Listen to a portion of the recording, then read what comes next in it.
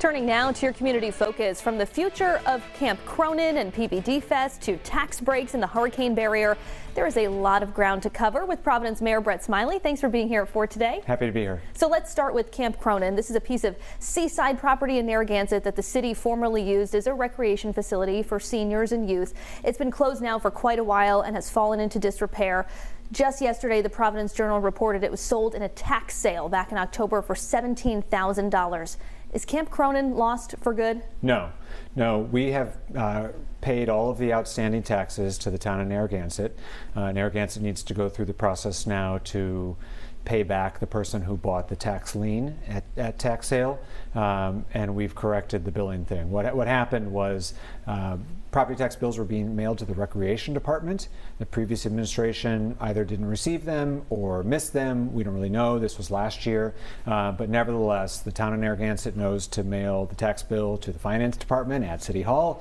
We have paid all of our back taxes, and so the city is at no risk of losing the facility. Okay, so what happens from here? Because I know Mayor Alorza had said there were plans to maybe reopen the facility to the public as early as 2024. Is that still the plan? So we have made significant capital investments as a city. We use some of our ARPA funds to catch up on some of this deferred maintenance. There's a couple properties, buildings on the property. That work has started. It has not yet finished. And we're working with the City Council and some community partners to decide the best path forward. It's a beautiful piece of property. It should be used for the betterment of young people and old people, the City of Providence, to be able to get some fresh air and enjoy the beach that they might not otherwise get to do. But it's also, well outside of our scope. And so we're exploring all options for maybe an operating partner, or if we run it ourselves, to make sure that it's used to the betterment of the residents of the City of Providence. I want to ask you about the redevelopment of the Cranston Street Armory, which is sort of in flux after Governor McKee canceled the state's contract with the redevelopment firm Scout. There's been chatter of Providence taking ownership of the property, which is currently state-owned. Is there a timeline for that? So again, I feel passionately about this building, as do many residents in our city, and particularly the folks in the neighborhood there in the West End. And I want to see it, and I believe that it can be a productive, contributing building to the neighborhood and to the region. So I'm in discussions with the governor about taking the keys, but it also needs to come with with a check from the state. There's significant deferred maintenance on the building. It is a state building, and so we're negotiating over what kind of state support might come along with ownership. We're going to work through that through the fall, but the City of Providence is very open to taking possession of the building to take on the project ourselves if we can come to terms with the state on what is an adequate amount of funding to come with the project to make sure that the state's deferred maintenance doesn't become a burden to city taxpayers. Let's talk about the hurricane barrier. Yeah. You're investing $1.5 million into the barrier to repair it and update it. That's happening now, I believe. So what should residents know, and also drivers who use Allen's Ave? Right. So I think when most people think of the hurricane barrier, they think of those gates in the river. But there's also 3 sets of doors that close off Allen's Avenue and South Water Street. And so it's those doors and the mechanisms underneath that we're repairing. The Allen's Avenue piece is what we're working on right now. And so if you commute or are traveling on Allen's Avenue, that is one way right now. It's one way northbound.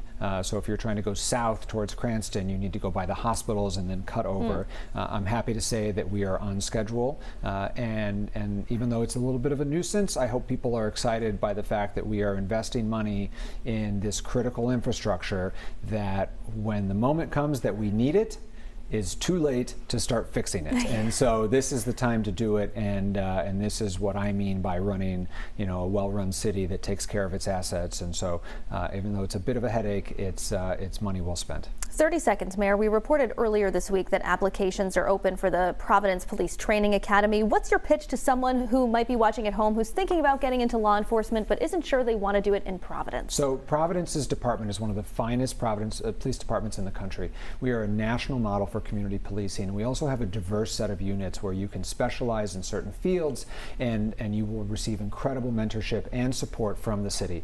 Our pay is competitive, and it is an opportunity to both grow as an individual, as a leader, but also to give back to your community. And so I think it is amongst the most fulfilling and gratifying jobs that there is out there.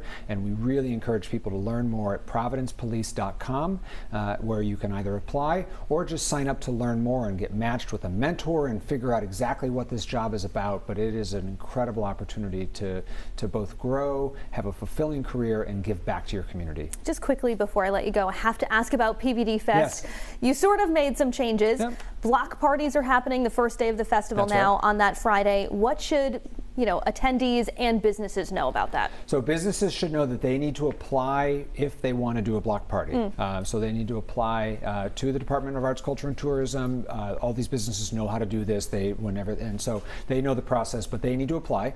And attendees should know that Friday night we're going to be activating downtown with these block parties. Saturday night is really going to be focused along the river, both the performances put on by PVD Fest and then capped off by a water fire on the traditional water fire footprint, and then there's going to be activities on Sunday as well, and so it's going to be a great festival. I want attendees and residents to know that I heard the feedback. We did make some changes. I'm not afraid to say I got something wrong, and we tried to adjust accordingly, and so hopefully we're able to provide a little bit to everybody of what they're looking for out of this great festival. All right, that is all the time that we have. Providence Mayor Brett Smiley, thanks so much for being here at 4. Thank you.